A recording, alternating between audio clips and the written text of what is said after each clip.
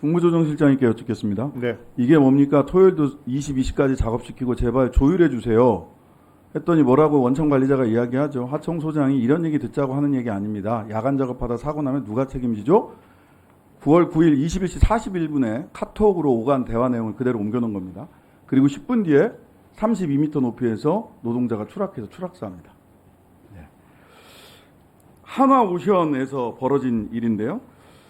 무리한 야간 작업에 대한 문제 제기 하청 소장이 하고 있고, 아직 앞단 보여주세요.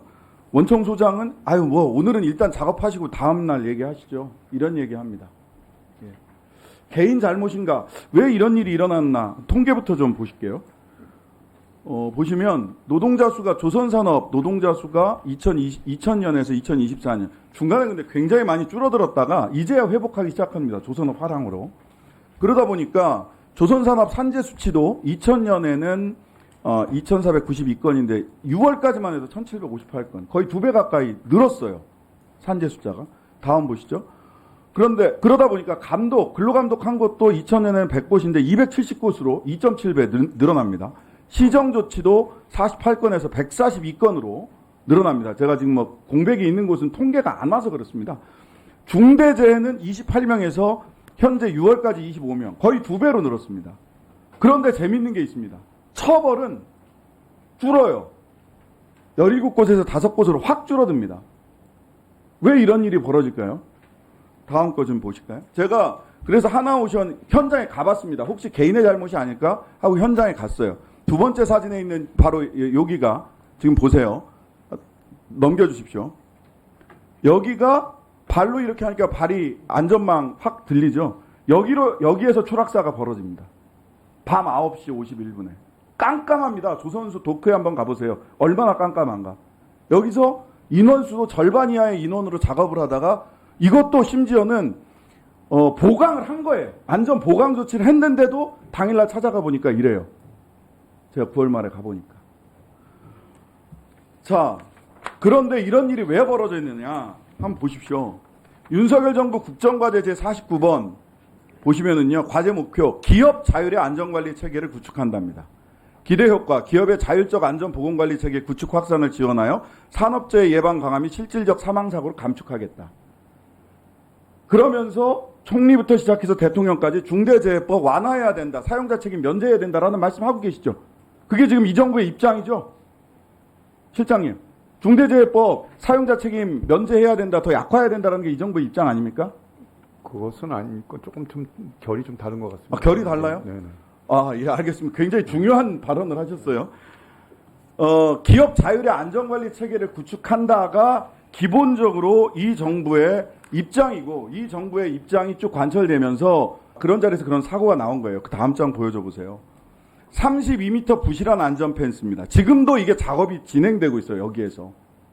왜 그랬느냐. 노동청에서 작업 중지를 해달라라고 했더니 아까 사고 난 그 안전망으로 해놔가지고 발 빠질만 한데 여기만 딱 작업 중지를 시켜놓고 현재도 이런 상태. 위에 이 사진 보세요. 안전망 그대로 있죠. 밑에 안전 펜스라고 해놓은 거 보십시오. 이런 자리에서 계속해서 작업이 진행되고 있습니다. 현장 나와서 노동청 관련 청장님이 거제에 계시니까 오셔서 직접 보시고 작업 중지 좀 넓혀주고 안전관리 조치 다 한 다음에 작업하시라 라고 얘기를 했는데 안 오십니다. 증거는 노동자들이 입증해라. 이렇게 한마디 하고 끝이에요. 그리고 작업 중지 되지 않고 계속해서 이렇게 작업이 진행되고 있는 겁니다. 자, 그래서 다시 보세요. 하청 소장이 22시까지 작업시키고 제발 조율해 주세요. 이런 얘기 듣자고 하는 얘기 아닙니다. 소장님 이런 얘기 내일 만나서 하시죠. 10분 후에 추락사고 발생했습니다. 노동청은 작업 중지권 딱 그 현장만 작업 중지시켰습니다. 지금도 작업 진행되고 있습니다. 아까 말씀드린 그런 곳에서. 예. 그리고 여기에는 어떤 문제들이 발생하고 있는 거냐?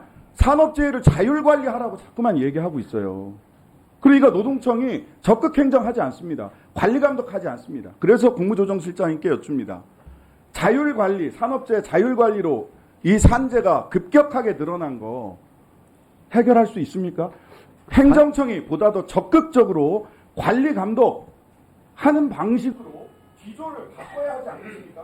답변부터. 이 중대재해처벌법과 관련해서 조금 완화를 시사했던 부분은 사실 5인 이상 50인 미만의 사업장에 이것이 이제 시행이 되는 거에 있어서는 좀 준비 안 된 부분들이 있기 때문에 그 부분에 대한 좀 보완책이 필요하다라는 뭐 여러 업계의 의견이 있었다라는 것을 말씀드리고요. 그다음에 이 중대재해처벌 최근 들어서 중대재해가 급격히 늘어났다는 통계는 제가 한번 확인을 한번 해보도록 하겠습니다. 저도 뭐 통계가 없어서 그렇다 아니다라고 말씀드리긴 좀 어려운 것 같습니다. 자율관리 기조를 계속 가져가실 거예요? 아니면 관리가 하실 거예요? 저는 자율관리하고 공정한 관리 감독하고 그게 배타적이라고 생각을 하지 않습니다. 그럼 국정 목표에 왜 이렇게 써놓으셨어요? 아니 자율관리를 강화한다는 것이 나쁜 일은 아니지 않습니까? 나쁜 일이 아니라서 이렇게 사람이 죽습니까? 시작하겠습니다. 우리 기조실장님, 네. 아까 저의 첫 질문에서 주질문에서 중대재해나 산업재해 관련해서 통계 확인해보겠다라고 하셨는데요. 네. 제가 먼저 확인해드리겠습니다. 네. 존경하는 국민의힘 김소희 의원실에서 내놓은 통계입니다. 작년 산업재해 근로자 13만 6,796명, 10년 새 최고 해서 이 통계 추이를 보시면 윤석열 정부 이후에 산업재해가 지속적으로 늘고 있다. 10년 새 최고로 늘었다라고 하는 점을 국민의힘 의원님의 통계를 통해서도 확인할 수 있습니다. 산재 늘었습니다. 네. 이 부분 명토박아 두고요. 중대재해처벌법 완화하겠다는 그런 정부 입장이 아니다라고 분명히 말씀하셨어요. 제가 초고 보고 말씀드리는 겁니다. 근데 보세요. 대통령께서는 중대재해법 처벌 수위 높다. 시간 주자. 이거 지금 유예해야 된다. 이렇게 얘기하셨고요. 다음이요.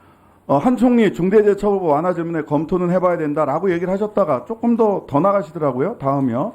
중대재해처벌법 국제적 기준에 맞춰야 된다. 법 개정을 시사하셨습니다. 대통령과 총리께서 일관되게 중대재해처벌법 유예 내지는 완화 내지는 법 개정해야 된다라고 이야기를 하고 계세요. 권력이라는 게 뭐냐? 사장님이 회의실에 딱 들어가시면요. 그 회의실에 공기, 온도, 습도, 분위기가 한꺼번에 바뀌는 겁니다. 대통령과 총리께서 중대재해처벌법 완화해야 된다라는 말씀, 그런 기조로 말씀을 하시고요. 그 다음에 자율 개선하겠다라는 것이 국정 목표에 들어가 있습니다. 그런데 어떻게 엄격한 관리 감독이 이루어지겠습니까? 그러다 보니까 거제도에서도 목포에서도 창원에서도 이 서울 가까이 있는 금천구에서도 노동청 관리들이 산업안전 관리를 하는 게 아니라 사측 안전 관리를 하고 있다라는 비판을 듣고 있는 겁니다. 이 부분에 대해서 좋습니다. 자율관리 좋은 말이죠. 그것과 똑같이 적어도 아니 사실은 이 산재가 이렇게 늘어나면 더 강하게 엄정한 관리 감독을 하겠다라는 말씀을 이런 자리에서 국무조정실장님이나 총리께서 얘기를 해주셔야 노동청 가장 아래에 있는 관리들이 사측 안전관리가 아니라 산업 안전관리를 할 수 있다는 겁니다. 명심해 주셨으면 좋겠고요.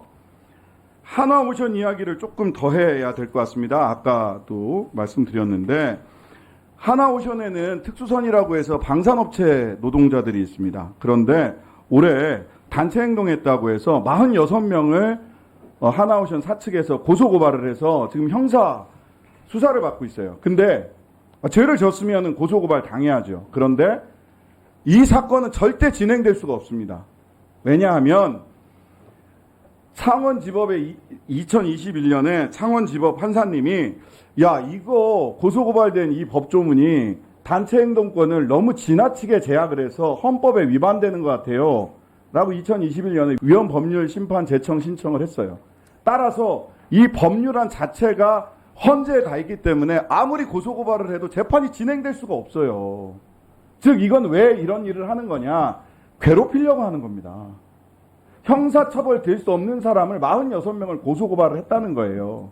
이 얘기를 조금 더 가지고 가보면 어떻게 되냐. 470억 원 하나오션에서 비정규직 하청 노동자들 손해배상 청구했죠. 그거 받을 수 있을 거라고 청구했을까요? 아닙니다. 오히려 제가 그쪽에 하나오션 감사라면 이 인지송달료만 낭비하는 일이라 배임 아니야? 라고 얘기했을 것 같습니다. 즉 민사소송을 통해서 하청 노동자들 괴롭히고 형사 고소 고발을 통해서 재판이 진행될 수도 없는 조항을 가지고 형사 고발하고 이렇게 해서야 되겠습니까? 이게 왜 이런 일들을 현장 사업장에선 벌어지느냐? 아까도 말씀드렸죠. 권력자가 회의장에 그 방에 들어가면 공기, 온도, 습도, 바람, 분위기 다 바뀝니다.